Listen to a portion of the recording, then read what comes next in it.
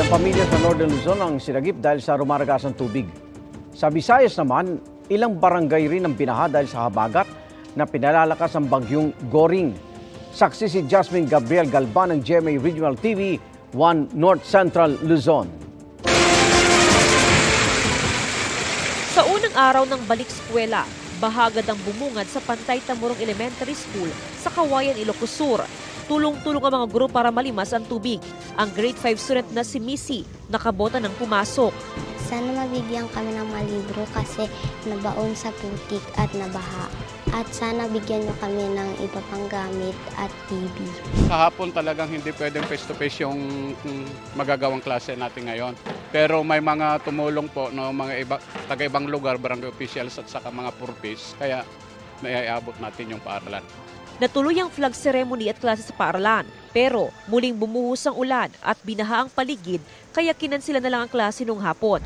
Suspendido agad ang unang araw pa lang ng klase sa lahat ng antas sa Cagayan para matiyak ang kaligtasan ng mga mag-aaral, lalo pat ramdam pa rin ang epekto roon ni Bagyong Goring.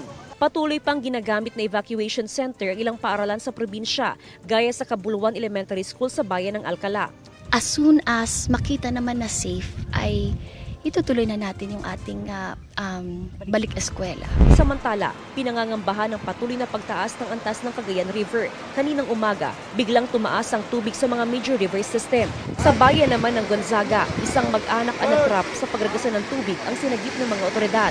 Hindi na rin madaanan ng ilang kalsada tulay dahil sa pag-apaw ng ilog, gaya sa bayan ng Baggao. Sa ngayon, 14 na bayan ang pinaghahanda sa posibilidad ng pagbaha sakaling umabot sa 10 metro ang taas ng Cagayan River. Sa Sablayan Occidental, Mindoro, 3 pamilyang natrap sa baha, bunsod ng pag-apaw ng ilog at nailigtas ng PCG. Ligtas silang naitawid sa kabilang bahagi ng ilog. Dinala sila sa evacuation center. Malalakas na ulan din ang naranasan sa Western Visayas, kaya binaha ang mahigit 80 barangay sa Iloilo City, gaya sa Barangay Kalubihan at Barangay Desamparado sa Haro. Halos umabot na sa ikalawang palapag ng mga bahay ang baha. Sa evacuation center sa Barangay Pahanokoy, Bacolod City, mahaba ang pila para magpakonsulta o magpa-check up. Ilang bata na kasi nagkakasakit dahil sa masamang panahon.